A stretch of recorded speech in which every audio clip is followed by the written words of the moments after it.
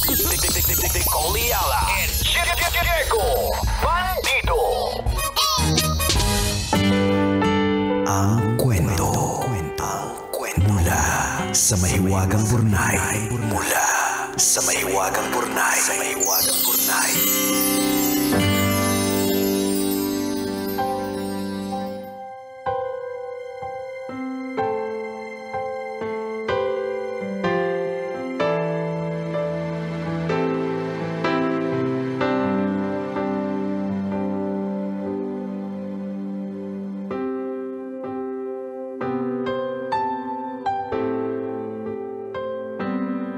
Dear kumikinang na tambalang ni Coliala at Diego Bandido.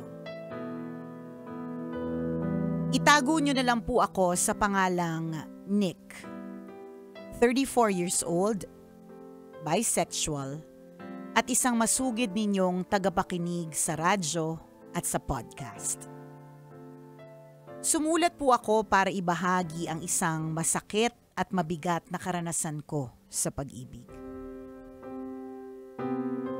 Marami na po ako nakarelasyon, babae man o lalaki. At sa bawat relasyon, isa lang naman ang lagi kong baon. Yun ay, seryoso ako kung magmahal.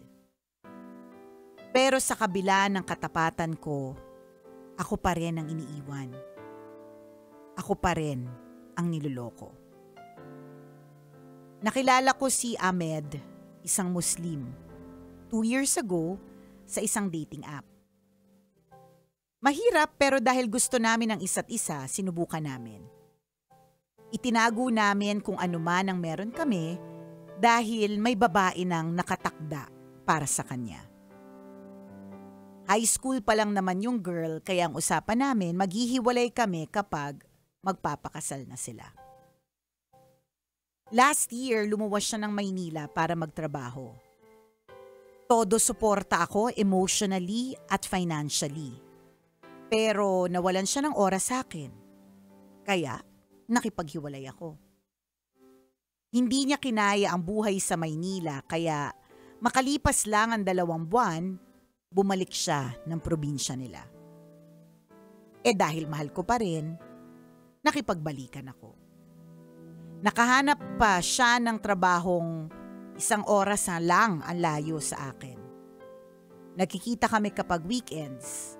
Nanatili akong loyal, mapagbigay, at understanding. Siya naman sa paningin ko, mapagmahal pa rin.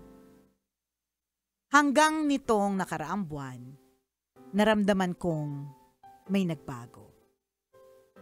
Parang bumalik yung pakikitungo niya sa akin nung nasa Maynila pa siya. Lagi siyang busy, puro palusot, at halos wala ng oras para sa akin. Nang minsan magkita kami, naiwan niya ang phone niya sa kotse ko. Nabuksan ko at nanghina ako sa mga nabasa ko. May iba pala siyang pinagkakaabalahan. Hindi lang isa, hindi lang 2. Marami. Marami siyang kinakausap na lalaki. Sa sobrang sakit, nanikip ang dibdib ko. Alam ko namang maghihiwalay kami kapag ikakasal na siya. Handa ako sa sakit na yon pero itong sakit ng panloloko niya, hindi ko napaghandaan. Pero sa gitna ng matinding paghihinagpis, alam ko na ito ang sagot sa dasal ko. Pinagdarasal ko kasi nagabayan ako ng Diyos para makalabas sa relasyon na ito. Hindi ko lang inakala na sa ganitong paraan niya ako sasagutin. Nakipag-break ako. Nagalit siya dahil in-invade ko daw ang privacy niya. Sinabihan ko siya na wag akong i-gaslight dahil kung hindi ko nabuksan ang phone niya, patuloy niya akong lolokohin. 3 linggo na ang nakakalipas nang makipaghiwalay ako. Masakit pa din pero tanggap ko na. Ganon talaga siguro kapag nagmamahal ng maling tao. Nasasaktan sa dulo. Maraming salamat sa pagbasa ng sulat ko. ang inyong kumikinang na tagapakinig, Nick.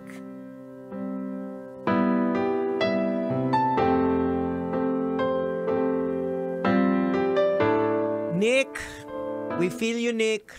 Ramdam namin yung paghihinagpis at pagdurugo ng iyong puso. Lalong-lalo na kung alam mo sa sarili mo na you did your best. Yes.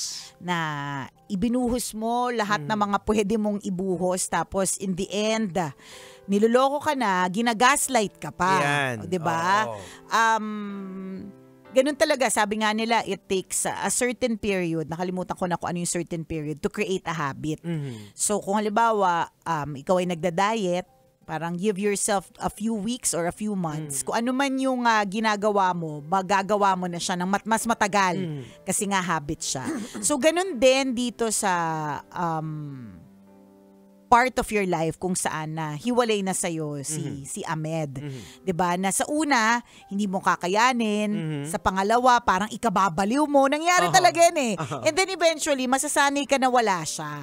And Sa Nicole, nangyari ba sa'yo yung parang mababaliw kayo? oo naman. Niwanan ka na lalaki? Oo. Talaga? Lagi ka akong baliw sa lalaki.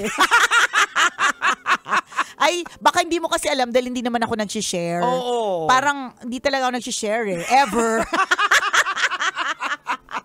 Dumating na ba yun sa buhay mo rin? Na parang, Yes, parang actually, nabaliw-baliw ka? Naglaslas actually ako eh. Ay, naku. Okay, Huwag niyo kaya po may yan mga gagawin tattoo, May ah. mga laslas dito, tinakpan ko lang ng tato. Huwag Then niyo may pong- time na hinampas ko ng bote yung ulo ko.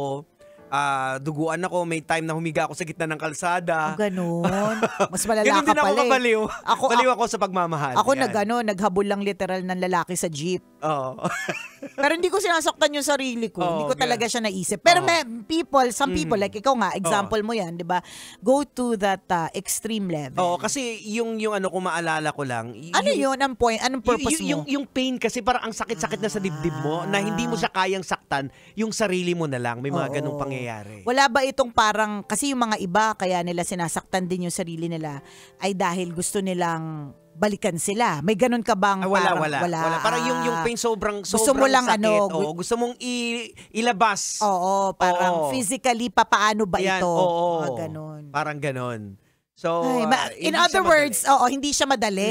Nakakabaliw talaga Oo, yan. Kaya Oo. ako masasabi ko, Nick, I personally feel you sa nararamdaman mo yan. Correct. Pero ako dito, isa sa mga nakita ko dito kasi, Nick naman, 'di ba? Sa umpisa pa lang ng relationship ninyo, alam mo nang may problema na eh. Alam mo nang hindi kayo magtatagal. Ang purpose kasi sana ng kaya tayo nakikipagrelasyon sa isang tao ay dahil with the hopes of Yes. siya yung magiging future mo. Oo. Yun naman yun eh, 'di ba? Kaya lang ikaw alam mo talaga nga for the meantime, Oo. in the meantime, Correct. for the moment, at the Ayan. moment, kung ano man yung tamang grammar, Oo. di ba?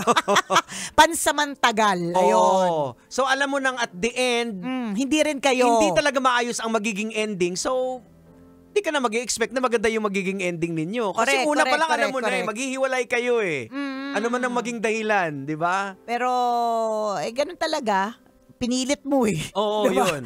Kaya lang, kasi pagka, sabi mo nga, di ba, kapag ipinilit mo sa maling tao, masasaktan ka din talaga Oo. dun sa dulo. Oo. Alam mo, actually, alam naman natin yung mga yan eh. For example, yung mga pumapasok sa relasyon na mali. Bakit?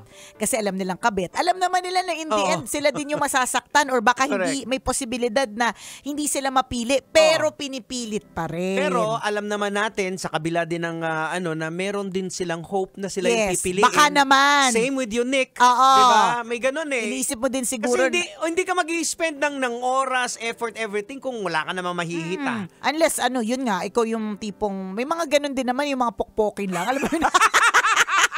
Yung mga gusto lang nila ng fun at the moment.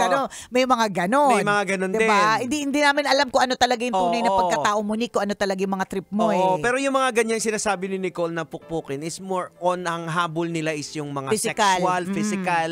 Pero ikaw, nakikita namin, nararamdaman Maimo na eh. nag-invest ka ng love talaga ng pagmamahal, hindi physical lang. May Kaya ganun ka nasasaktan sobra. Correct, ganun talaga. Oo. Lugi. May mga iba kasi talaga na lang eh, parang it's just a piece of flesh or ano lang, katawan lang, pleasure lang talaga, worldly.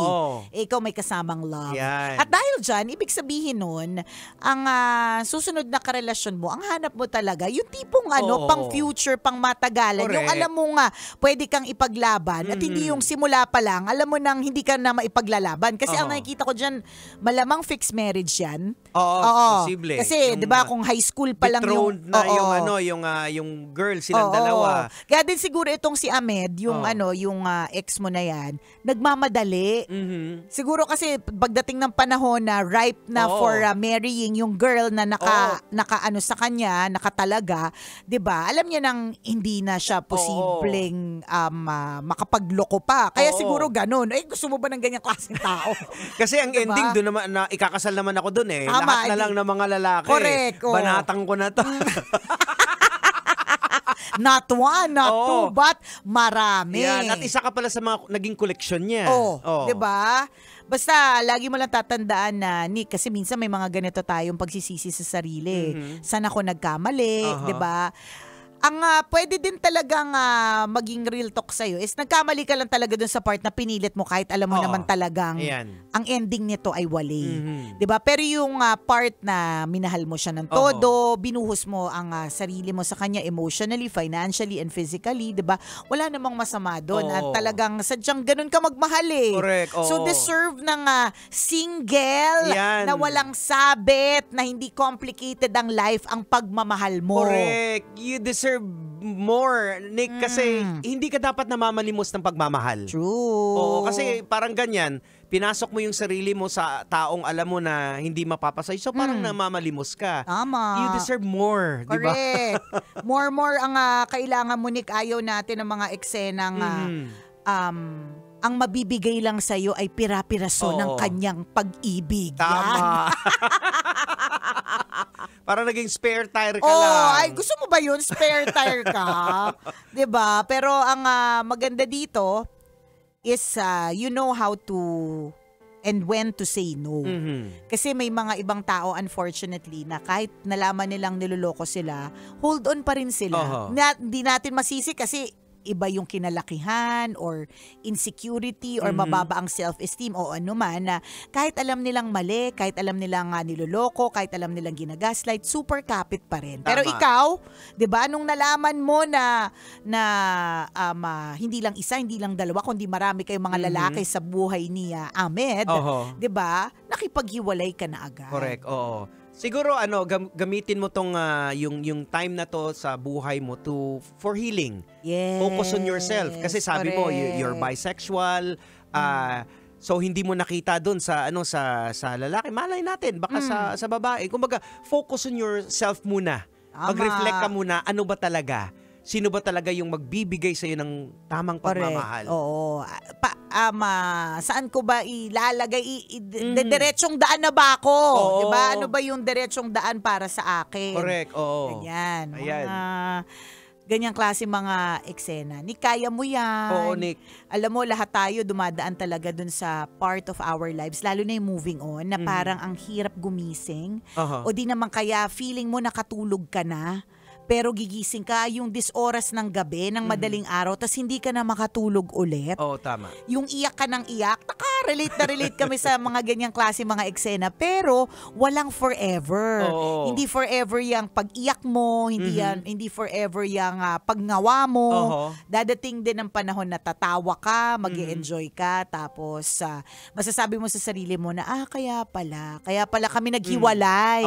Kaya pala ganito ang dinaanan ko kasi ganyan. Oo. Ako sa healing process ko before, nung halimbawa nasaktan din ako sa babaeng sobrang minahal ko rin din. Halos ginagawa mo na lahat-lahat. So parang sinabi ko yun sa sarili ko na next time pag nagmahal ako, dapat may ganun phase sa life ko na dapat siya yung una munang magmahal sa akin bago ko ibigay ang lahat. So parang ganun. May ganun kang may ganun ang na parang defensive mode na nangyari. Mas gusto mo ba na ikaw yung mas nagmamahal o siya yung mas nagmamahal?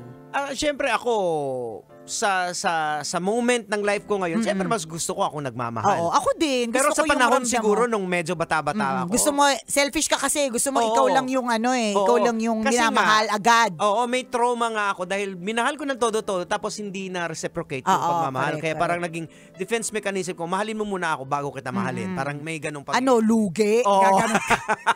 Pagdadaanan ko na naman yung dinaanan ko. Yan, oo. Prove mo muna yung sarili mo. Correct. Diba?